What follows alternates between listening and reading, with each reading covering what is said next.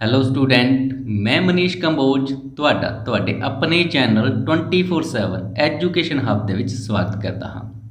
I hope ਇਸ lecture ਨੂੰ ਦੇਖਣ ਤੋਂ ਪਹਿਲਾਂ ਤੁਸੀਂ ਕੈਮਿਸਟਰੀ ਦਾ ਲੈਕਚਰ ਨੰਬਰ 1 ਔਰ ਲੈਕਚਰ ਨੰਬਰ 2 ਦੇਖ ਚੁੱਕੇ ਹੋਗੇ, ਕਿਉਂਕਿ ਜਿੱਦਾਂ ਤੁਹਾਨੂੰ ਪਤਾ ਹੀ ਹੈ 24/7 ਐਜੂਕੇਸ਼ਨ ਹੱਬ ਦੇ ਵੱਲੋਂ ਕੈਮਿਸਟਰੀ ਦਾ ਕ੍ਰੈਸ਼ ਕੋਰਸ ਸਟਾਰਟ ਕਰਿਆ ਗਿਆ ਹੈ।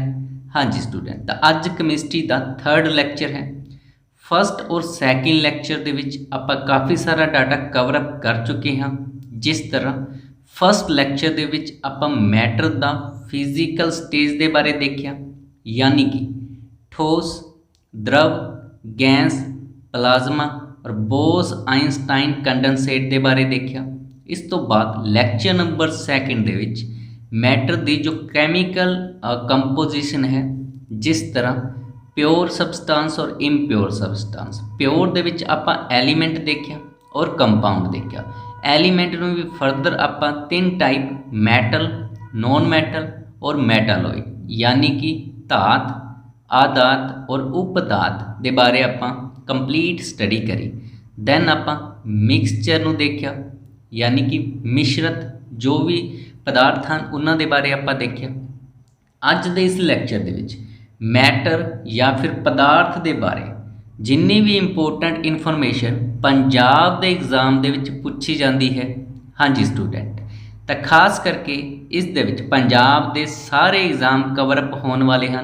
ETT पेपर 2, वार्ड अटेंडेंट, पटवारी, तो सारे एग्जाम के रिलेटेड जिन्ने भी क्वेश्चन पूछे जा सकते हैं वो सारे आपां कवर अप करांगे। दैन इस वीडियो तो बाद लैक्चर नंबर 1, लैक्चर नंबर 2 और लैक्चर नंबर 3 के MCQ क्वेश्चन का एक सैट लगावांगे जो तुसी सारिਆਂ ने सोल्व करना है। हुण आपां स्टार्ट करते हाँ अपना अज का लैक्चर जो बेस्ड है मैटर या फिर पदार्थ पे।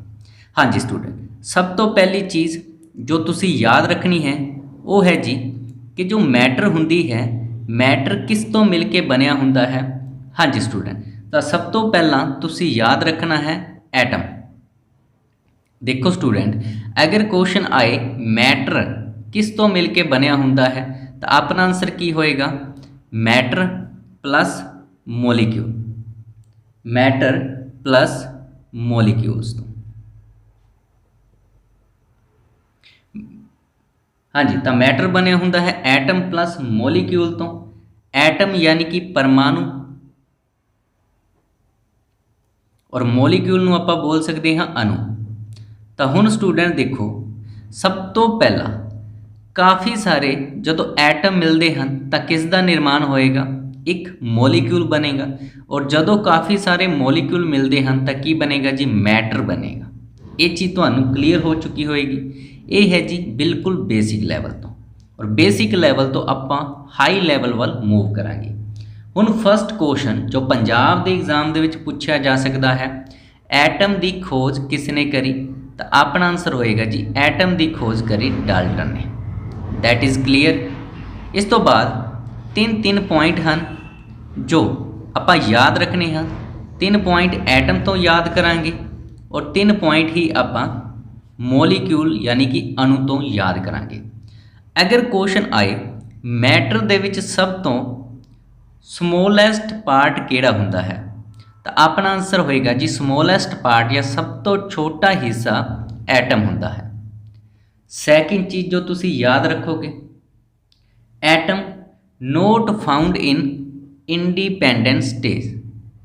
हाँ जी, इंडिपेंडेंट स्टेट यानी कि जो एटम है ये सुतंत्र अवस्था दे विच नहीं पाया जाता।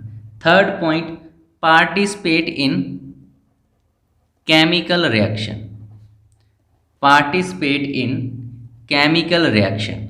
अगर क्वेश्चन आए केमिकल रिएक्शन यानी कि रसायनिक अभिक्रिया दे विच पार्टिसिपेट कौन करता है, तो अपना आंसर होएगा जी एटम।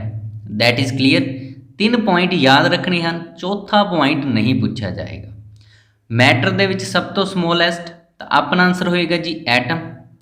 इंडिपेंडेंट स्टेज दे विच नहीं पाया जाता एटम। थर्ड है जी ਕੈਮੀਕਲ ਰਿਐਕਸ਼ਨ ਦੇ ਵਿੱਚ ਪਾਰਟਿਸਿਪੇਟ ਕੌਣ ਕਰਦਾ ਹੈ, ਤਾਂ ਆਪਣਾ ਆਨਸਰ ਹੋਏਗਾ ਜੀ ਐਟਮ। ਨੈਕਸਟ ਅਗਰ ਆਪਾਂ ਮੋਲੀਕਿਊਲ ਨੂੰ ਦੇਖਦੇ ਹਾਂ ਤਾਂ ਇਸ ਦੇ ਵਿੱਚ ਵੀ ਜੋ ਤੁਸੀਂ 3 ਪੁਆਇੰਟ ਯਾਦ ਰੱਖਣੇ ਹਨ। ਫਸਟ ਹੈ ਜੀ ਸਮੋਲਰ। ਦੇਖੋ ਸਟੂਡੈਂਟ ਡਿਫਰੈਂਸ ਹੈ ਦੋਨਾਂ ਦੇ ਵਿੱਚ। ਇਸ ਜਗ੍ਹਾ ਤੇ ਹੈ ਸਮੋਲੈਸਟ, ਯਾਨੀ ਕਿ ਮੈਟਰ ਦੇ ਵਿੱਚ ਸਭ ਤੋਂ ਛੋਟਾ ਕੌਣ ਹੈ ਜੀ, ਤਾਂ ਉਹ ਹੈ ਜੀ ਪਰਮਾਣੂ। ਔਰ ਸਮੋਲਰ ਦਾ ਮਤਲਬ ਕੀ ਹੈ, ਮੈਟਰ ਤੋਂ ਛੋਟਾ ਹੈ ਮੋਲੀਕਿਊਲ, यानी बट सब तो स्मॉलेस्ट नहीं है। सब तो स्मॉलेस्ट की है जी एटम है। सेकंड चीज found in independent stage. Found in independent stage यानी कि सुतंत्र अवस्था दे विच पाया जा सकता है। हाँ जी स्टूडेंट, दोनों दे विच डिफरेंस, जो एटम है एटम सुतंत्र अवस्था विच नहीं पाया जाता, बट जो मोलीक्यूल है ये स्वतंत्र अवस्था दे विच पाया जाएगा। सैकेंड चीज़ जो तुसी याद रखोगे, no participate in chemical reaction, that is very important. हाँ जी स्टूडेंट, हुण आपां देखते हाँ जी दोनों दे विच डिफरेंस की है। सब तो पहली चीज़, मैटर का सब तो छोटा पार्ट एटम। काफ़ी सारे एटम मिलके किस दा निर्माण करते हैं, एक मोलीक्यूल का। काफ़ी सारे मोलीक्यूल की करेंगे, एक पदार्थ का निर्माण करेंगे। हुण आपां 3 पॉइंट किहड़े याद रखांगे, मैटर का सब तो स्मॉलेस्ट पार्ट एटम, एक ही है जी इंडिपेंडेंट स्टेज दे विच नहीं पाया जाता, कैमिकल रिएक्शन दे विच पार्टिसिपेट करता है। अणु की गल करते हाँ तो एक ही है जी स्मॉलर है बट स्मॉलेस्ट नहीं है, यानी कि पदार्थ तो छोटा है बट एटम तो छोटा नहीं है। सैकेंड चीज़ इंडिपेंडेंट स्टेज यानी कि स्वतंत्र अवस्था दे विच पाया जाएगा। उस तो बाद है जी कैमिकल रिएक्शन दे विच पार्टिसिपेट नहीं करेगा। That is clear. हुण आपां इस तो बाद देखते हाँ जी atom, that is very important. Atom या फिर आपां बोल सकते हाँ परमाणु। हाँ जी स्टूडेंट, हुण देखो एटम दे विच जो पॉइंट आपां याद रखने हैं, फस्ट 2 पॉइंट जो अक्सर एग्जाम दे विच पूछे जाते हैं। सब तो पहली चीज़, जो एटम का रेडियस है इसका साइज़ की है, तो इसका साइज़ है जी 10 दी पावर -10 मीटर। अक्सर एग्जाम दे विच पूछा जाने वाला क्वेश्चन कि जो एटम है इसका रेडियस कितना होंदा है, तो आपां देखिया जी 10 दी पावर -10 मीटर। तो देखो जी एटम के अंदर की पाया जाता है, तो अपना आंसर होएगा जी केंद्रक पाया जाता है, जिसनों आप बोलते हाँ न्यूक्लियस। तो जो न्यूक्लियस का रेडियस होंदा है, न्यूक्लियस का रेडियस कितना होंदा है, तो अपना आंसर होएगा जी 10 दी पावर -15 मीटर। दोनों दे विच डिफरेंस की है जी, अगर एटम का रेडियस पूछा जाए तो 10 दी पावर -10 मीटर, एटम के न्यूक्लियस का रेडियस पूछा जाए तो 10 दी पावर -15 मीटर। हाँ जी स्टूडेंट, तो कई बार एग्जाम के इन्हां दी रेशो पूछी जाती है, तो देखो रेडियस और न्यूक्लियस की रेशो होंदी है जी 1:10⁵। ये चीज़ क्लीयर हो गई। हाँ जी, हुण आपां मूव करते हाँ जी एटम किस तो मिल के बनता है। तो देखो जी इत्थे तुसीं 3 चीज़ां याद रखनियां हैं। तीनों ही चीज़ां अक्सर एग्जाम के पूछिया जांदियां हैं। सब तो पहले है जी एटम दे विच की पाया जाता है, तो अपना आंसर होएगा जी इलैक्ट्रॉन पाए जाते हैं। सैकेंड की पाए जाते हैं जी, तो प्रोटॉन पाए जाते हैं। और थर्ड अगर आप गल करते हैं तो थर्ड है जी न्यूट्रॉन। ये चीज़ां तुहानूं क्लीयर हो गई। एटम के अंदर किहड़ियां 3 चीज़ां पाईयां जांदियां हन, तो आपां देखिया इलैक्ट्रॉन, प्रोटॉन और न्यूट्रॉन। हुण स्टूडेंट सब तो इंपोर्टेंट चीज़ देखो जी, एक मैं इत्थे रफली डायग्राम बना रहा हाँ। हाँ जी, तो देखो स्टूडेंट 2 सर्कल हैं तुहाडे सामने, तो ये जो सर्कल है ये की है जी, तो ये है जी एटम, और अंदर जो एक सर्कल है इसनों बोलिया जाता है एटम का न्यूक्लियस। हुण देखो स्टूडेंट ये है जी ऑर्बिट, एक ही है जी ऑर्बिट, और एक ही है जी न्यूक्लियस। हुण देखो स्टूडेंट सब तो पहला क्वेश्चन, जो इलैक्ट्रॉन होंदे हैं ये कित्थे पाए जाते हैं, तो ये पाए जाते हैं जी ऑर्बिट के अंदर। ऑर्बिट किहड़ा है जी, तो आपां देखिया ये वाला जो पोर्शन है ये की है जी, ऑर्बिट है। ऑर्बिट के अंदर की पाया जाएगा, तो आपां देखिया जी ऑर्बिट के अंदर इलैक्ट्रॉन पाए जाएंगे। और प्रोटोन और न्यूट्रॉन की जो आप गल करते हाँ, तो ये दोनों किस दे अंदर पाए जाएंगे, तो आप अपना आंसर होएगा जी ये पाए जाएंगे जी न्यूक्लीयस के अंदर। न्यूक्लीयस आप देखिया जी ये वाला जो पोर्शन है एक ही है न्यूक्लीयस, इस दे अंदर कौन पाया जाएगा, तो आप देखिया जी एक तो प्रोटोन पाया जाएगा और दूसरा न्यूट्रॉन पाया जाएगा। और ऑर्बिट के अंदर की पाया जाएगा, तो ऑर्बिट के अंदर की होएगा जी इलैक्ट्रॉन होएगा। ये चीज़ां तुहानूं क्लीयर हो चुकी हैं। हुण देखो स्टूडेंट, सैकेंड चीज़ जो तुसी याद रखनी है वो है जी जो इलैक्ट्रॉन होंदे हैं इस दे उपर की है जी, तो इस दे उपर नैगेटिव चार्ज हुंदा है, नैगेटिव चार्ज हुंदा है। अगर आप प्रोटोन की गल करते हाँ, तो प्रोटोन के उपर जो चार्ज हुंदा है वो किहड़ा हुंदा है जी, तो वो हुंदा है पॉजिटिव चार्ज।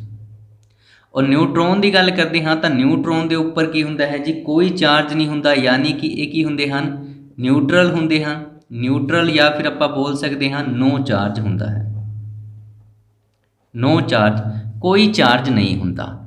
देखो स्टूडेंट बिल्कुल आप सिंपल लैंगुएज दे विच बेसिक्स तो कवर करांगे और आप हाई लैवल तक सारा डाटा बहुत ही वधिया तरीके नाल कवर करांगे।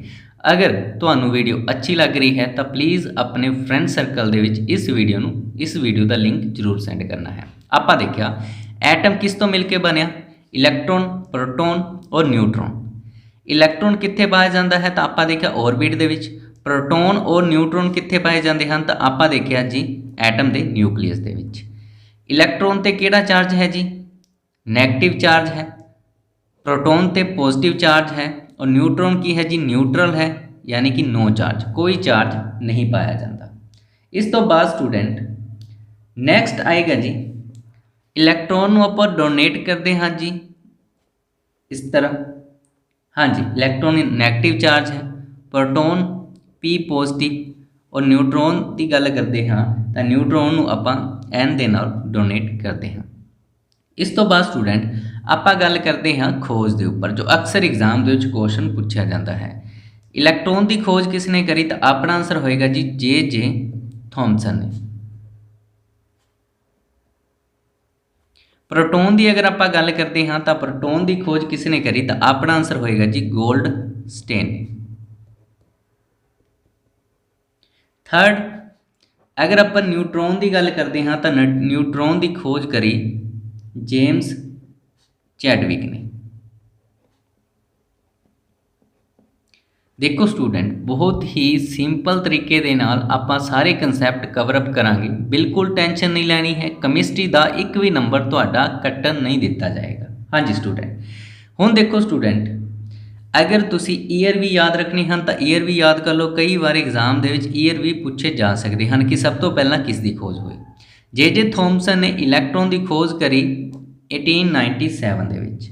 गोल्डस्टेन ने प्रोटोन की खोज करी 1919 दे विच।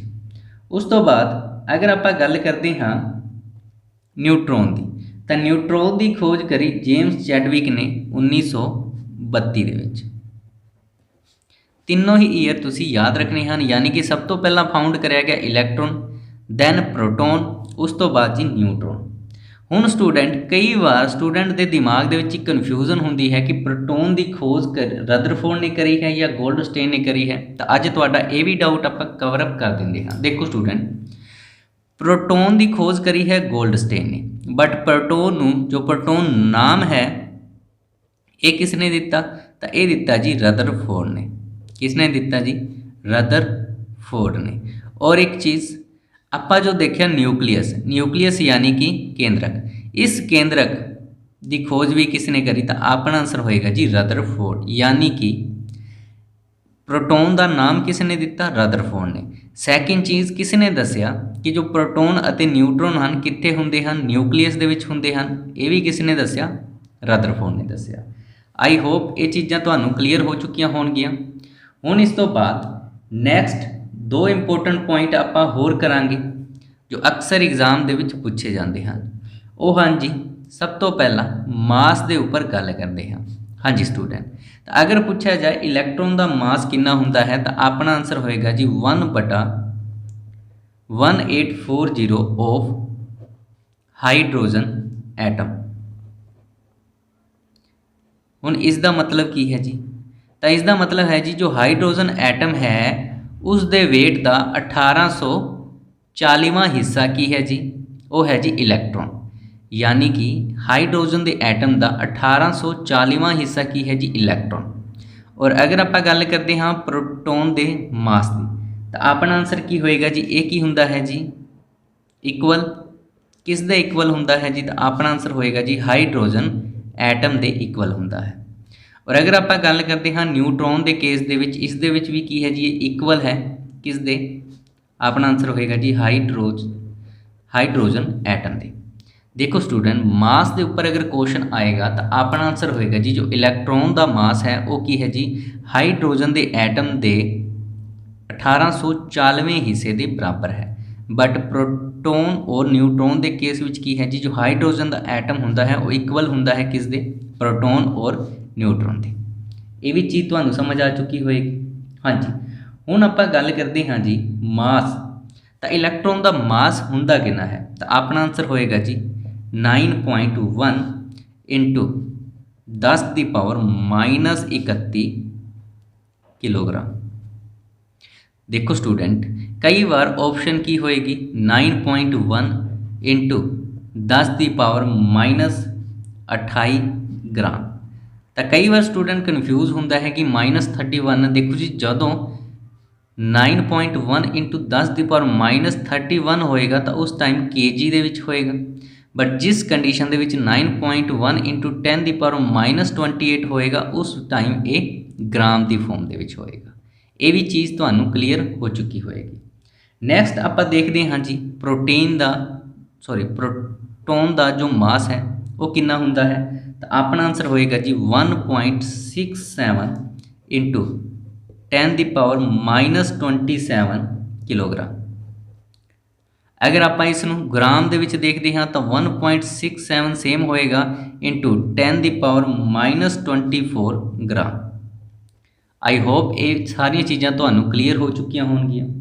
इस तो बाद स्टूडेंट आप न्यूट्रॉन की गल करते हाँ तो न्यूट्रॉन बिल्कुल सेम है किस दे जी, तो अपना आंसर होएगा जी प्रोटोन, क्योंकि आप देखा प्रोटोन और न्यूट्रॉन किस दे इक्वल हैं, इक्वल टू हाइड्रोजन एटम। तो इसका मास कितना होएगा जी, सेम होएगा 1.67 इंटू 10⁻27 किलोग्राम या फिर 1.67 इंटू 10⁻24 ग्राम। ये चीज़ तुहानू क्लीयर हो चुकी होएगी। इस तो बाद लास्ट पॉइंट जो एग्जाम दे विच पूछा जा सकता है वो है जी इस दे चार्ज के उपर। तो देखो जी सब तो पहली चीज़ तो आप देखी इलैक्ट्रॉन के उपर नैगेटिव चार्ज है, प्रोटोन के उपर पॉजिटिव चार्ज है और न्यूट्रॉन के उपर कोई चार्ज नहीं है। हाँ जी, बट अगर आप चार्ज की गल करते हाँ तो नैगेटिव चार्ज कितना है, तो -1.6 इंटू 10⁻⁻90 कोलम। एक ही है जी इलैक्ट्रॉन के उपर जो नैगेटिव चार्ज है। उस तो बाद प्रोटोन के उपर की है जी पॉजिटिव चार्ज है। चार्ज दोनों उपर सेम होंदा है बट इस कंडीशन के विच की हो जाएगा, प्लस हो जाएगा, प्लस 1.6 इंटू 10⁻⁻19 कोलम। ये चीज़ स्टूडेंट क्लीयर हो चुकी होएगी। इस तो बाद नैक्सट देखो जी न्यूट्रॉन के उपर आप देखिया जी नो चार्ज यानी कि 0 चार्ज हुंदा है। आई थिंक ये सारी चीज़ां तुहानू क्लीयर हो चुकिया होणगियां। एक बार आप क्विक रिवीजन ले लेंदे हैं ताकि तुहाडे कंसैप्ट और क्लीयर हो जान। अगर फिर भी कोई डाउट बनता है तो तुसी वीडियो नू दोबारा देख सकते हो। आप देखिया जी जो एटम है एटम का रेडियस कितना हुंदा है जी, तो 10⁻−10 मीटर। एटम के अंदर जो न्यूक्लियस पाया जाता है इसका रेडियस कितना हुंदा है, तो अपना आंसर होएगा जी 10⁻−15 मीटर। हाँ जी, इसकी रेशो देखते हाँ तो रेडियस और न्यूक्लियस का जो रेडियस है 1:10⁻⁻5 हुंदा है। यानी कि एक रेडियस और रेशो एक रेडियस और न्यूक्लियस का रेशो होएगा जी 1:1 लाख। हाँ जी, ਹੁਣ अगर ਆਪਾਂ ਗੱਲ ਕਰਦੇ ਹਾਂ ਐਟਮ ਕਿਸ ਤੋਂ ਮਿਲ ਕੇ ਬਣਿਆ ਹੁੰਦਾ ਹੈ ਜਾਂ ਐਟਮ ਦੇ ਅੰਦਰ ਕੀ ਪਾਇਆ ਜਾਂਦਾ ਹੈ, ਤਾਂ ਤਿੰਨ ਚੀਜ਼ਾਂ ਪਾਈਆਂ ਜਾਂਦੀਆਂ ਹਨ, ਇਲੈਕਟ੍ਰੋਨ, ਪ੍ਰੋਟੋਨ ਔਰ ਨਿਊਟਰੋਨ। हाँ जी, ਹੁਣ ਦੇਖੋ ਜੀ, ਜੋ ਇਲੈਕਟ੍ਰੋਨ ਹੁੰਦੇ ਹਨ ਇਹ ਕਿੱਥੇ ਹੁੰਦੇ ਹਨ, ਤਾਂ ਔਰਬਿਟ ਦੇ ਅੰਦਰ ਪਾਏ ਜਾਂਦੇ ਹਨ।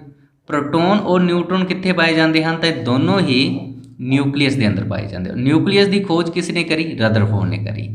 ਸੈਕਿੰਡ ਚੀਜ਼, ਰਦਰਫੋਰਡ ਨੇ ਕੀ ਕਰੀ? ਪ੍ਰੋਟੋਨ ਦਾ ਨਾਮ ਦਿੱਤਾ। ਹੁਣ ਆਪਾਂ ਦੇਖਿਆ ਜੀ ਇਲੈਕਟ੍ਰੋਨ ਦੇ ਉੱਪਰ ਕੀ ਹੈ ਜੀ? Negative charge. ਨੈਗੇਟਿਵ ਚਾਰਜ ਕਿੰਨਾ ਹੈ ਜੀ? ਤਾਂ ਆਪਾਂ ਦੇਖਿਆ ਜੀ -1.6 × 10⁻⁻19 ਕੋਲੋਮ। ਪ੍ਰੋਟੋਨ ਦੇ ਉੱਪਰ ਕਿਹੜਾ ਹੈ ਜੀ? ਪੋਜ਼ਿਟਿਵ ਚਾਰਜ ਹੈ। ਕਿੰਨਾ ਹੈ ਜੀ? ਤਾਂ ਆਪਾਂ ਦੇਖਿਆ ਜੀ +1.6 × 10⁻19 ਕੋਲੋਮ। ਚਾਰਜ ਦੋਨੋਂ ਉੱਪਰ ਸੇਮ ਹੈ, ਬਟ ਡਿਫਰੈਂਸ ਕੀ ਹੈ ਜੀ? ਇਲੈਕਟ੍ਰੋਨ ਦੇ ਵਿੱਚ ਨੈਗੇਟਿਵ ਦੇ ਵਿੱਚ ਹੈ, ਪ੍ਰੋਟੋਨ ਦੇ ਵਿੱਚ ਪੋਜ਼ਿਟਿਵ ਦੇ ਵਿੱਚ ਹੈ। ਨਿਊਟਰੋਨ ਦੀ ਜਦੋਂ ਆਪਾਂ ਗੱਲ ਕਰਦੇ ਹਾਂ ਤਾਂ ਨਿਊਟਰੋਨ ਦੇ ਵਿੱਚ ਕੀ ਹੈ ਜੀ? ਨਿਊਟਰਲ ਹੈ ਜਾਂ ਫਿਰ ਨੋ ਚਾਰਜ ਹੈ, ਯਾਨੀ ਕਿ ਜ਼ੀਰੋ ਚਾਰਜ ਹੈ। ਹੁਣ ਦੇਖੋ ਸਟੂਡੈਂਟ, ਅਗਰ ਆਪਾਂ ਗੱਲ ਕਰਦੇ ਹਾਂ ਇਸ ਨੂੰ ਆਪਾਂ ਡੋਨੇਟ ਕਿਸ ਦੇ ਨਾਲ ਕਰਦੇ ਹਾਂ, ਤਾਂ ਇਸ ਨੂੰ E ਨੈਗੇਟਿਵ, P ਪੋਜ਼ਿਟਿਵ ਔਰ N ਦੇ ਨਾਲ। ਹੁਣ ਅਗਰ ਆਪਾਂ ਡਿਸਕਵਰੀ ਜਾਂ ਖੋਜ ਦੀ ਗੱਲ ਕਰਦੇ ਹਾਂ, ਇਲੈਕਟ੍ਰੋਨ ਦੀ ਖੋਜ ਕਰੀ J ਥੋਮਸਨ ਨੇ। ਕਦੋਂ ਕਰੀ? 1897 ਦੇ ਵਿੱਚ। ਗੋਲਡਸਟੇਨ ਨੇ 1919 ਦੇ ਵਿੱਚ ਪ੍ਰੋਟੋਨ ਦੀ ਖੋਜ ਕਰੀ ਔਰ ਜੇਮਸ ਚੈਡਵਿਕ ਨੇ ਨਿਊਟਰੋਨ ਦੀ ਖੋਜ ਕਰੀ। ਹੁਣ ਦੇਖੋ ਜੀ, ਆਪਾਂ ਦੇਖਿਆ ਮਾਸ ਵੀ ਆਪਾਂ ਦੇਖ ਚੁੱਕੇ ਹਾਂ। ਇਲੈਕਟ੍ਰੋਨ ਦਾ ਮਾਸ ਹੋਏਗਾ ਜੀ, ਹਾਈਡਰੋਜਨ ਐਟਮ ਦਾ 1840ਵਾਂ ਹਿੱਸਾ ਕੀ ਹੋਏਗਾ ਜੀ? ਇਲੈਕਟ੍ਰੋਨ ਹੋਏਗਾ। ਹਾਈਡਰੋਜਨ ਐਟਮ ਦੇ ਇਕੁਅਲ ਕੌਣ ਹੋਏਗਾ ਜੀ? ਪ੍ਰੋਟੋਨ ਹੋਏਗਾ। ਔਰ ਕੌਣ ਹੋਏਗਾ ਜੀ? ਤਾਂ ਨਿਊਟਰੋਨ ਹੋਏਗਾ। ਮਾਸ ਵੀ ਆਪਾਂ ਦੇਖ ਚੁੱਕੇ ਹਾਂ। ਅਗਰ ਫਸਟ ਸਲਾਈਡ ਦੇ ਵਿੱਚ ਕਿਸੇ ਦਾ ਕੋਈ ਡਾਊਟ ਹੈ, ਹਾਂਜੀ, ਤਾਂ ਕਮੈਂਟ ਬਾਕਸ ਦੇ ਵਿੱਚ ਪੁੱਛ ਸਕਦਾ ਹੈ, ਅਦਰਵਾਈਜ਼ ਤੁਸੀਂ ਵੀਡੀਓ ਨੂੰ ਦੁਬਾਰਾ ਵੀ ਦੇਖ ਸਕਦੇ ਹੋ। ਹਾਂਜੀ ਸਟੂਡੈਂਟ, ਹੁਣ ਆਪਾਂ ਗੱਲ ਕਰਨ ਜਾ ਰਹੇ ਹਾਂ ਜੀ ਐਟੋਮਿਕ ਮਾਡਲ ਦੇ ਬਾਰੇ।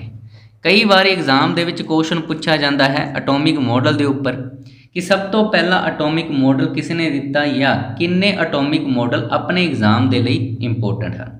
ਹਾਂਜੀ ਸਟੂਡੈਂਟ, ਤਾਂ ਆਪਾਂ 4 ਐਟੋਮਿਕ ਮਾਡਲ ਦੇ ਬਾਰੇ ਦੇਖਾਂਗੇ।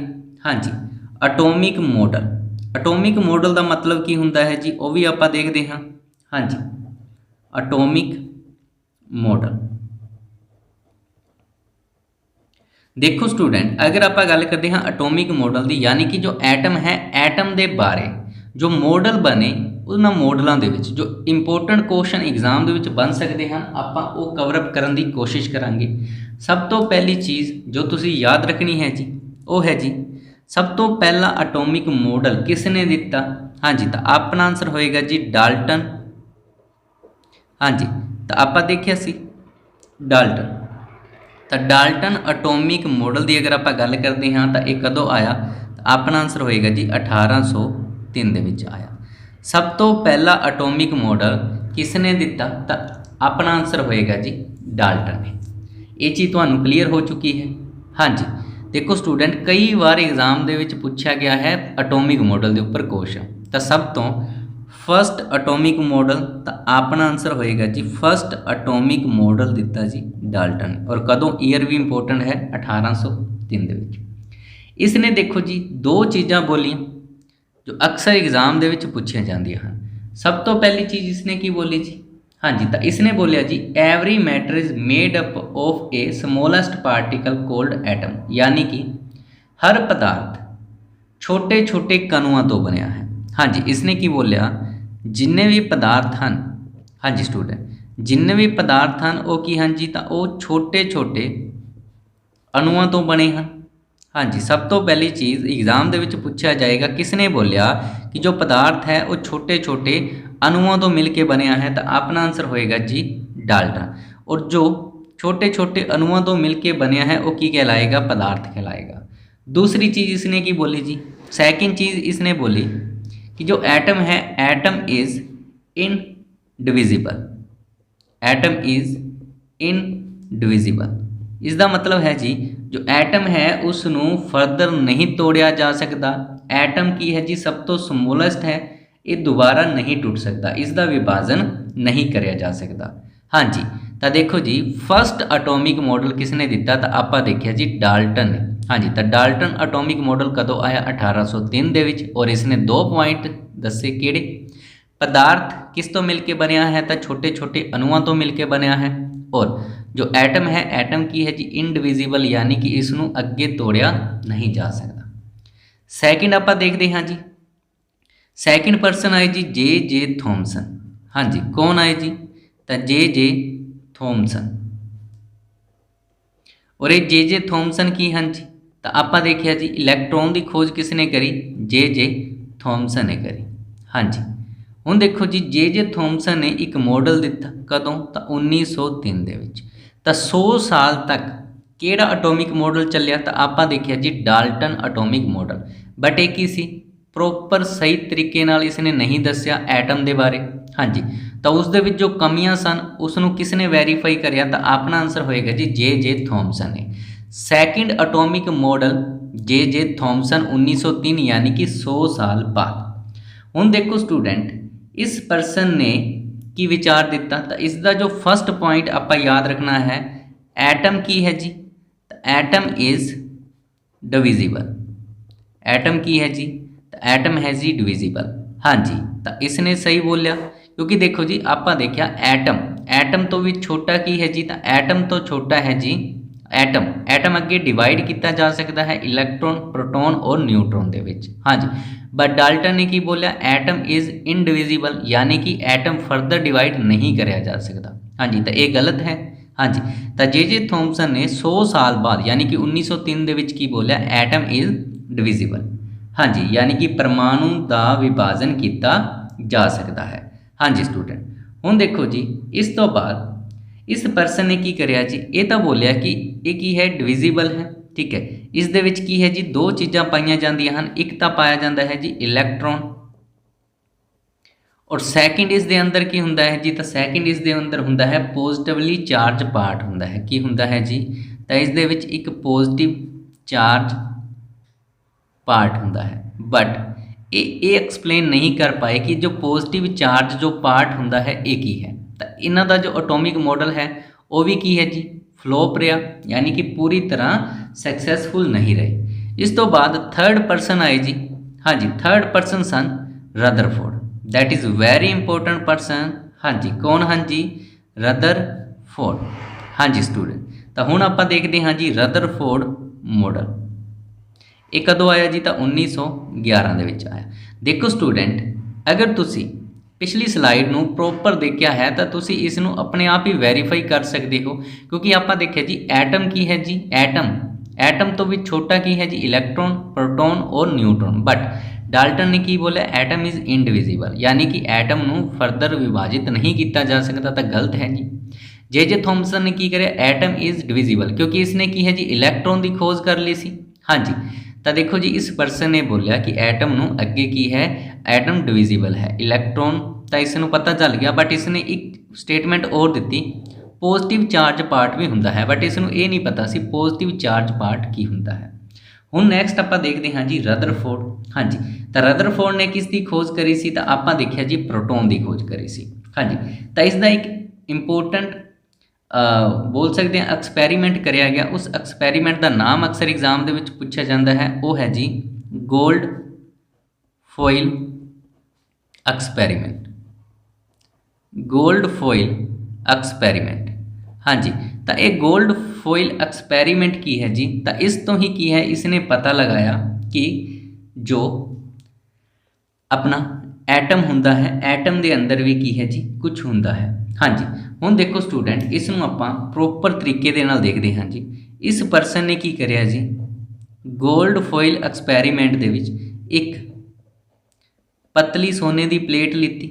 हाँ जी, जिसकी थिकनेस कितनी सी एग्जाम दे विच पूछा जाता है, तो 0.0004 सेंटीमीटर।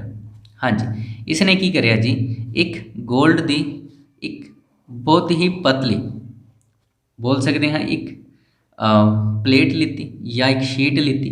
हाँ जी, तो इस शीट दे विच इसने की करिया अल्फा रेज नूं की करिया इस दे उपर बंबारिंग करवाई, यानी कि इस प्लेट के उपर की करिया जी अल्फा रेज का काफ़ी ज़्यादा प्रहार करवाया। हुण देखो स्टूडेंट इस दे विच की हुंदा है न्यूक्लियस हुंदा है इस जगह पे। न्यूक्लियस की है जी, तो न्यूक्लियस दे विच पॉजिटिव चार्ज हुंदा है। हाँ जी, की हुंदा है जी पॉजिटिव चार्ज हुंदा है किस दी वजह करके, प्रोटॉन की वजह करके। हाँ जी, जो अल्फा रेज़ ਹੁੰਦੀਆਂ ਹਨ ਅਲਫਾ ਰੇਜ਼ ਦੇ ਵਿੱਚ ਵੀ ਕੀ ਹੁੰਦਾ ਹੈ ਜੀ, ਤਾਂ ਇਸ ਦੇ ਵਿੱਚ ਵੀ ਪੋਜ਼ਿਟਿਵ ਚਾਰਜ ਹੁੰਦਾ ਹੈ। ਹਾਂਜੀ, ਕੀ ਹੁੰਦਾ ਹੈ ਜੀ, ਤਾਂ ਪੋਜ਼ਿਟਿਵ ਚਾਰਜ ਹੁੰਦਾ ਹੈ। ਤਾਂ ਹੁਣ ਕੀ ਹੋਏਗਾ ਜੀ, ਅਲਫਾ ਰੇਜ਼ ਜਦੋਂ ਕ੍ਰੋਸ ਕਰਵਾਈਆਂ ਤਾਂ ਇਹਨਾਂ ਨੇ ਕੀ ਕਰਿਆ ਜੀ, ਜਾਂ ਤਾਂ ਕੋਈ ਅਲਫਾ ਰੇਜ਼ ਉੱਪਰ ਚਲੀ ਗਈ, ਜਾਂ ਅਲਫਾ ਰੇਜ਼ ਕੀ ਚਲੀ ਗਈ, ਨੀਚੇ ਚਲੀ ਗਈ, ਜਾਂ ਜੋ ਸੈਂਟਰ ਦੇ ਵਿੱਚ ਆ ਰਹੀ ਸੀ ਉਹ ਕੀ ਹੈ ਜੀ, ਇਸ ਪੋਜ਼ਿਟਿਵ ਤੋਂ ਟਕਰਾ ਕੇ ਵਾਪਿਸ ਆ ਗਈ। ਹਾਂਜੀ, ਉਹ ਕੀ ਆ ਗਈ ਜੀ, ਵਾਪਿਸ ਆ ਗਈ। ਹੁਣ ਇੱਥੋਂ ਇਸ ਨੂੰ ਕੀ ਪਤਾ ਚੱਲਿਆ ਜੀ, ਇਸ ਦੇ ਅੰਦਰ ਕੀ ਹੈ ਜੀ, ਇੱਕ ਪੋਜ਼ਿਟਿਵ ਚਾਰਜ ਹੈ। ਹਾਂਜੀ, ਹੁਣ ਦੇਖੋ ਸਟੂਡੈਂਟ, ਅਕਸਰ ਐਗਜ਼ਾਮ ਦੇ ਵਿੱਚ ਕੁਐਸਚਨ ਪੁੱਛਿਆ ਜਾਏਗਾ ਗੋਲਡ ਫੋਇਲ ਐਕਸਪੈਰੀਮੈਂਟ ਕਿਸ ਨੇ ਕਰਿਆ, ਤਾਂ ਆਪਣਾ ਆਂਸਰ ਹੋਏਗਾ ਜੀ ਰਦਰਫੋਰਡ ਨੇ। ਇਸਨੇ ਕੀ ਕਰਿਆ, ਇੱਕ ਗੋਲਡ ਦੀ ਬਹੁਤ ਹੀ ਪਤਲੀ, ਇੱਕ ਬੋਲ ਸਕਦੇ ਹਾਂ ਇੱਕ ਬਹੁਤ ਹੀ ਪਤਲੀ, ਜਿਸ ਦੀ ਥਿਕਨੈਸ ਕਿੰਨੀ ਸੀ 0.0004 ਸੈਂਟੀਮੀਟਰ, ਇੱਕ ਸ਼ੀਟ ਲਿੱਤੀ, ਇਸ ਦੇ ਉੱਪਰ ਅਲਫਾ ਰੇਜ਼ ਦੀ ਬੰਬਾਰਿੰਗ ਕਰਵਾਈ। ਇਸ ਦੇ ਵਿੱਚ ਕੀ ਹੈ ਜੀ, ਅਲਫਾ ਰੇਜ਼ ਵੀ ਪੋਜ਼ਿਟਿਵ ਹੈ ਔਰ ਸੈਂਟਰ ਵਾਲਾ ਪੋਰਸ਼ਨ ਵੀ ਪੋਜ਼ਿਟਿਵ ਹੈ। ਰੇਜ਼ ਜਾਂ ਤਾਂ ਉੱਪਰ ਚਲੀ ਗਈ ਜਾਂ ਨੀਚੇ ਚਲੀ ਗਈ, ਜਾਂ ਜੋ ਸੈਂਟਰ ਦੇ ਵਿੱਚ ਸੀ ਉਹ ਕੀ ਹੈ ਜੀ, ਵਾਪਿਸ ਆ ਗਈ। ਹਾਂਜੀ, ਹੁਣ ਦੇਖੋ ਜੀ, ਇਸਨੇ ਜੋ ਨਿਸ਼ਕਰਸ਼ ਨਿਕਾਲਿਆ, ਨਿਸ਼ਕਰਸ਼ ਕੀ ਨਿਕਾਲਿਆ, ਤਾਂ ਆਪਾਂ ਦੇਖਦੇ ਹਾਂ ਜੀ, ਸਭ ਤੋਂ ਪਹਿਲਾ ਪੁਆਇੰਟ ਜੋ ਇੰਪੋਰਟੈਂਟ ਹੈ, ਹਾਂਜੀ, ਉਹ ਇਹ ਹੈ ਜੀ ਕਿ ਐਟਮ ਦਾ ਜੋ ਜ਼ਿਆਦਾਤਰ ਪਾਰਟ ਹੁੰਦਾ ਹੈ ਉਹ ਕੀ ਹੁੰਦਾ ਹੈ ਜੀ, ਤਾਂ ਉਹ ਹੁੰਦਾ ਹੈ ਜੀ ਖੋਖਲਾ।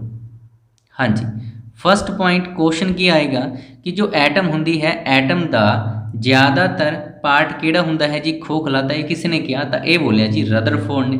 ਹਾਂਜੀ, ਸੈਕਿੰਡ ਚੀਜ਼ ਜੋ ਤੁਸੀਂ ਯਾਦ ਰੱਖਣੀ ਹੈ ਐਗਜ਼ਾਮ ਪੁਆਇੰਟ ਆਫ ਵਿਊ ਤੋਂ, ਉਹ ਹੈ ਜੀ ਐਟਮ ਦੇ ਅੰਦਰ ਵਾਲਾ ਜੋ ਪਾਰਟ ਹੁੰਦਾ ਹੈ ਉੱਥੇ ਕਿਹੜਾ ਚਾਰਜ ਹੁੰਦਾ ਹੈ ਜੀ, ਤਾਂ ਉੱਥੇ ਹੁੰਦਾ ਹੈ ਜੀ ਪੋਜ਼ਿਟਿਵ ਚਾਰਜ। ਕਿਹੜਾ ਚਾਰਜ ਹੁੰਦਾ ਹੈ ਜੀ, ਪੋਜ਼ਿਟਿਵ ਚਾਰਜ। ਹਾਂਜੀ, ਸੈਕਿੰਡ ਚੀਜ਼ ਆਪਣੀ ਕਲੀਅਰ ਹੋ ਚੁੱਕੀ ਹੈ। ਥਰਡ ਪੁਆਇੰਟ ਵੱਲ ਮੂਵ ਕਰਦੇ ਹਾਂ ਜੀ। ਥਰਡ ਪੁਆਇੰਟ ਇਸਨੇ ਜੋ ਦਿੱਤਾ ਉਸ ਦਾ ਮਤਲਬ ਸੀ ਇਸ ਦਾ ਜੋ ਸਾਈਜ਼ ਹੈ, ਹਾਂਜੀ, size of nucleus is very smaller item, ਯਾਨੀ ਕਿ ਜੋ ਨਿਊਕਲੀਅਸ ਦਾ ਸਾਈਜ਼ ਹੈ, ਧਿਆਨ ਨਾਲ ਦੇਖਣਾ ਹੈ ਜੀ, ਜੋ ਨਿਊਕਲੀਅਸ ਦਾ ਸਾਈਜ਼ ਹੈ ਇਹ ਕੀ ਹੈ, ਕਾफ़ी ज़्यादा घट है किस तो, एटम तो। हाँ जी स्टूडेंट, तो देखो जी, अगर क्वेश्चन आए ये किसी ने दसिया कि जो न्यूक्लीयस है, न्यूक्लीयस का साइज़ काफ़ी ज़्यादा घट होंदा है एटम तो, हाँ जी, तो अपना आंसर होएगा जी रदरफोर्ड। देखो जी, इस तरह की स्टेटमेंट के उपर ही क्वेश्चन पूछे जाते हैं। फोर्थ पॉइंट इसने की दसिया जी, जो एटम है, एटम की है जी, तो एटम है जी, एटम इज़ स्फेरिकल। एटम की है जी, तो एटम है जी स्फेरिकल। उस तो बाद नैक्सट पॉइंट की अगर आप गल करते हाँ, that is very very important. Fifth point अक्सर एग्जाम के पूछा जाता है। हाँ जी, फिफ्थ पॉइंट इसने की दसिया, हाँ जी, अगर क्वेश्चन आए कि इलैक्ट्रॉन न्यूक्लियस के चारों ओर रिवोल्व करते हैं, यानी कि चक्कर लगाते हैं, तो अपना आंसर होएगा जी ये स्टेटमेंट किसदी सी, रदरफोर्ड दी। इसने की दसिया जी, इसने दसिया जो इलैक्ट्रॉन होंदे हैं ये की करते हैं जी, इलैक्ट्रॉन न्यूक्लियस के चारों ओर की करते हैं जी, रिवोल्व करते हैं, चारों ओर रिवोल्व करते हैं। हाँ जी, देखो स्टूडेंट, 5 पॉइंट अक्सर एग्जाम के पूछे जाते हैं। हाँ जी, फर्स्ट पॉइंट की है जी, रदरफोर्ड ने जो गोल्ड फॉइल एक्सपैरीमेंट कराया उस इसने 5 स्टेटमेंट दी। सब तो पहली चीज़ एटम का जो अधिकतम हिस्सा है वह की है जी, खोखला। उस तो बाद एटम के अंदर किहड़ा चार्ज हुंदा है, पॉजिटिव चार्ज। थर्ड सीगा जी, न्यूक्लियस साइज़ की हुंदा है जी, बहुत घट हुंदा है एटम तो, किसने दसिया, रदरफोर्ड ने। एटम की हुंदा है जी, स्फेरिकल हुंदा है, ये भी रदरफोर्ड ने दसिया। और लास्ट, इलैक्ट्रॉन न्यूक्लियस के चारों ओर रिवोल्व करते हैं, यानी कि ऑर्बिट दे विच घूमते हैं, ये भी किसने दसिया, तो अपना आंसर होएगा जी रदरफोर्ड ने। बट एक चीज़ जो तुसी याद रखनी है वो की है जी, इसने की है जी, ये सारा कुछ तो दसिया, बट एक चीज़ और तुसी याद रखनी है वो की है जी, फॉर एग्जाम्पल एक ही है न्यूक्लियस है और एक ही है जी ऑर्बिट है। न्यूक्लियस दे विच की होएगा जी, एक तो होएगा प्रोटोन और दूसरा की होएगा जी न्यूट्रॉन। इस दे ऑर्बिट दे विच की है जी, इलैक्ट्रॉन जो नैगेटिव चार्ज होंदा है, एक ही है जी चक्कर लगाते हैं। बट इसने दसिया कि इलैक्ट्रॉन कित्थे चक्कर लगाते हैं, ऑर्बिट दे विच। हाँ जी, बट ये नहीं दस पाया कि जो ऑर्बिट हैं, ऑर्बिट दे विच जो इलैक्ट्रॉन हैं, इन्हां नूं एनर्जी किस तो मिलती है। देखो जी, इन्हां दी एनर्जी जदों खत्म हो जाएगी, यानी कि जदों चार्ज खत्म हो जाएगा तो की होएगा जी, ये न्यूक्लियस के अंदर क्यों नहीं डिगते। हाँ जी, ਤਾਂ ਇਹ ਨਹੀਂ ਦੱਸ ਪਾਏ, ਇਸ ਲਈ ਕੀ ਹੈ ਜੀ ਇਹ ਵੀ ਮੋਡਲ ਕੀ ਹੋ ਗਿਆ ਜੀ, ਇਹ ਵੀ ਮੋਡਲ ਐਕਸੈਪਟੇਬਲ ਨਹੀਂ ਸੀ। ਇਸ ਤੋਂ ਬਾਅਦ ਲਾਸਟ ਮੋਡਲ ਆਪਾਂ ਕਰਾਂਗੇ ਜੀ model number 4 that is very important ਔਰ ਕੁਐਸਚਨ ਇਸ ਤੋਂ ਹੀ ਪੁੱਛੇ ਜਾਣਗੇ। ਹਾਂਜੀ, ਇਹ ਸੀਗਾ ਜੀ ਨੀਲ ਬੋਹਰ ਐਟੋਮਿਕ ਮੋਡਲ। ਨੀਲ ਬੋਹਰ ਮੋਡਲ, ਨੀਲ ਬੋਹਰ ਮੋਡਲ ਕਦੋਂ ਆਇਆ? ਤਾਂ ਆਪਣਾ ਆਨਸਰ ਹੋਏਗਾ ਜੀ 2 ਸਾਲ ਬਾਅਦ ਹੀ, ਯਾਨੀ ਕਿ 1913 ਦੇ ਵਿੱਚ।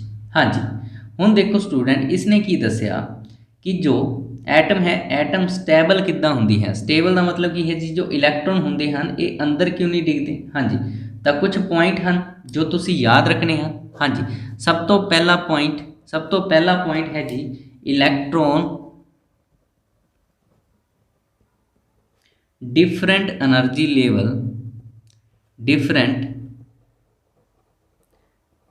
लेवल विच रिवोल्व करते हैं।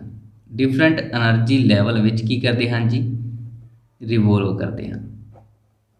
और डिफरेंट एनर्जी लेवल किहड़े हैं, कई बार एग्जाम दे विच पूछा जाता है तो के एल एम और एन। तो ये कुछ डिफरेंट एनर्जी लेवल हैं जिन्हां दे विच की हैं जी इलैक्ट्रॉन की करते हैं, रिवोल्व करते हैं। सैकेंड चीज़ जो इंपोर्टेंट है वो की है जी, वो तुसी याद रखनी है। देखो जी फॉर एग्जांपल ये की है जी न्यूक्लियस है, ये की है जी first orbit, second orbit, third orbit और ये है जी फोर्थ ऑर्बिट, यानी कि 4 कक्षावां हैं। देखो स्टूडेंट इस डायग्राम तो तुहानू काफ़ी कुछ कवरअप हो जाएगा। ये की है जी न्यूक्लियस दे विच की हुंदा है, तो आपां देखिया जी प्रोटोन हुंदे हन और न्यूट्रॉन होंगे हैं। बट जो ऑर्बिट हैं, जो कक्षावां हैं, इस कक्षा का नाम है जी के एल एम और एन। सब तो पहला पॉइंट इसने की दसिया जी, सब तो पहला पॉइंट इसने दसिया इलैक्ट्रॉन डिफरेंट एनर्जी लैवल दे विच की करते हैं, रिवोल्व करते हैं। यानी कि कुछ इलैक्ट्रॉन के ऑर्बिट दे विच रिवोल्व करते हैं, कुछ एल दे विच, कुछ एम दे विच और कुछ एन दे विच रिवोल्व करते हैं। वो आप देखेंगे इस द फॉर्मूला। हाँ जी, हुण सैकेंड चीज़ इसने की बोली कि जो सेम एनर्जी लैवल है, हाँ जी जो सेम एनर्जी लैवल है, फॉर एग्जांपल जो के वाला जो एनर्जी लैवल है इस दे विच इलैक्ट्रॉन दे कोल की होएगी, सेम एनर्जी होएगी। जो एल वाला एनर्जी लैवल है इन्हां दे विच जो इलैक्ट्रॉन हैं इन्हां कोल भी की होएगी जी, सेम एनर्जी होएगी। एम वाले इलैक्ट्रॉन के कोल भी की होएगी जी, सेम एनर्जी होएगी। ये चीज़ किसने बोली? ये नील बोर ने बोली। थर्ड चीज़ जो तुसी याद रखनी है, देखो जी सेम एनर्जी लैवल दे विच जो इलैक्ट्रॉन हुंदे हन, देखो जी फॉर एग्जांपल जो के एनर्जी लैवल है इस दे विच की है जी सेम जो इलैक्ट्रॉन हुंदे हन। हाँ जी, तो वो जो ट्रैवल करते हैं ना तो एनर्जी रिलीज़ करनगे अते ना ही गेन करनगे।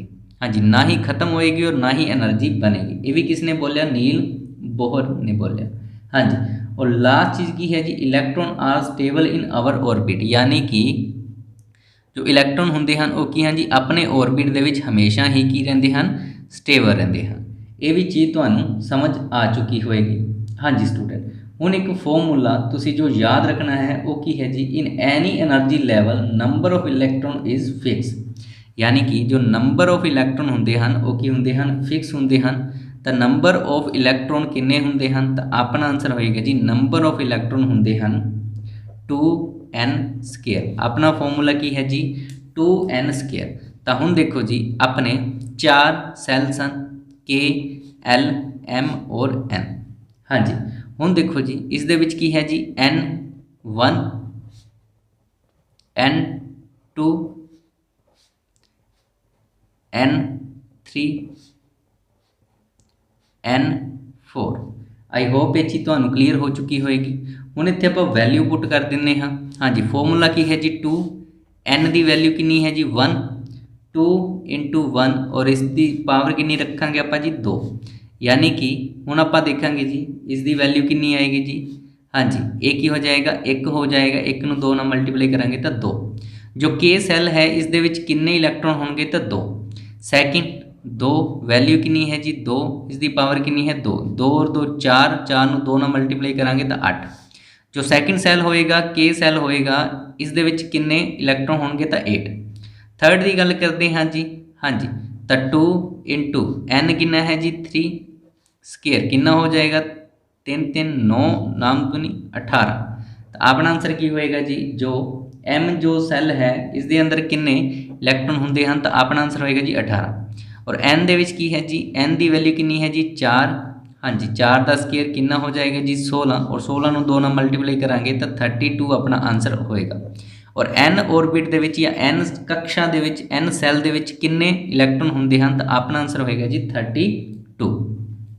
हाँ जी स्टूडेंट, एक बार आप फिर इसनों रिवाइज कर लेंगे हाँ। देखो जी, इस जगह तो काफ़ी सारे क्वेश्चन पूछे जा सकते हैं। हाँ जी स्टूडेंट, सब तो पहली चीज़ आप देखिया जी एटॉमिक मॉडल के बारे। 4 परसन हैं, 4 परसन के एटॉमिक मॉडल आप देखिए। सब तो पहला है जी डाल्टन। एटॉमिक मॉडल कदों आया 1803, और फर्स्ट एटॉमिक मॉडल केड़ा सीगा जी डाल्टन एटॉमिक मॉडल। इसने 2 पॉइंट देते। फर्स्ट पॉइंट, जो पदार्थ होंदा है छोटे छोटे अणुओं तो मिलकर बनया है। Second cheese, atom is indivisible, atom की है डिवाइड नहीं किया जा सकता, तो ये इत्थे गलत हो गए। फिर आया जी जे थॉमसन मॉडल 1903 दे विच, इसने की बोलिया जी एटम इज़ डिविजिबल, यानी कि एक इलैक्ट्रॉन होंदे हैं। सैकेंड की है जी पॉजिटिव चार्ज होंदा है, बट ये दस नहीं पाए कि पॉजिटिव चार्ज की होंदा है। थर्ड आया जी रदरफोर्ड मॉडल 1911 दे विच, इसने की करिया जी एक एक्सपैरीमेंट करिया जिसका नाम है जी गोल्ड फॉइल एक्सपैरीमेंट। इस दे विच की है जी, इसने एक बहुत थिकनेस वाली एक गोल्ड की परत लीती जिसकी जो थिकनेस सी 0.0004 सेंटीमीटर। इस दे उपर की है जी, इसने अल्फा रेज की बंबारिंग करवाई। हाँ जी, अल्फा रेज पॉजिटिव चार्ज होंदा है, और एटम के अंदर भी की है जी पॉजिटिव चार्ज होंदा है। तो जो रेज हैं, कुछ रेज तो उपर चली गई, कुछ नीचे, और जो सेंटर दे विच सी वो की है जी वापस चली गई। तो इत्थों इसने जो कनकलूजन निकालिया वो की सीगा जी, जो एटम होंदा है, एटम का अधिकतम भाग की होंदा है जी खोखला। एटम के अंदर की होंदा है जी पॉजिटिव चार्ज होंदा है। न्यूक्लीयस का साइज़ बहुत घट होंदा है किस तो, एटम तो। एटम की है जी स्फेरिकल है, और इलैक्ट्रॉन न्यूक्लीयस के चारों ओर चक्कर लगाते हैं। बट ये कितने फेल होए, ये नहीं दस पाए कि जो इलैक्ट्रॉन होंदे हैं, हाँ जी इलैक्ट्रॉन होंदे हैं, ये स्टेबल किद्दां रहिंदे हैं। हाँ जी, यानी कि इन्हों एनर्जी कितों मिलती है, अंदर क्यों नहीं गिरते न्यूक्लीयस के। हाँ जी, तो ये किसी ने क्लैरीफाई करिया, नील बोहर मॉडल तो क्लीयर होया 1913 दे विच। हाँ जी, देखो स्टूडेंट, ये आप सब टोटल आप इसनों कवरअप कर चुके हाँ। आई होप अज का लैक्चर तुहाडे लई काफ़ी ज़्यादा यूजफुल रहेगा। देखो स्टूडेंट, आप बिल्कुल सिंपल लैवल तो हाई लैवल वाल मूव करिया है। देखो, अगर तुसी किसी भी एग्जाम की तैयारी कर रहे हो, या तुसी जिस भी एग्जाम के विच बैठण वाले हो, उस एग्जाम के विच तुहानूं इस चैप्टर तो क्वेश्चन देखने को जरूर मिलणगे। अपने 3 लैक्चर कंप्लीट हो चुके हैं, chemistry first lecture, second lecture और थर्ड लैक्चर। अगर तुसी लैक्चर नहीं देखे हैं तो सारे लैक्चर तुसी देखने हैं।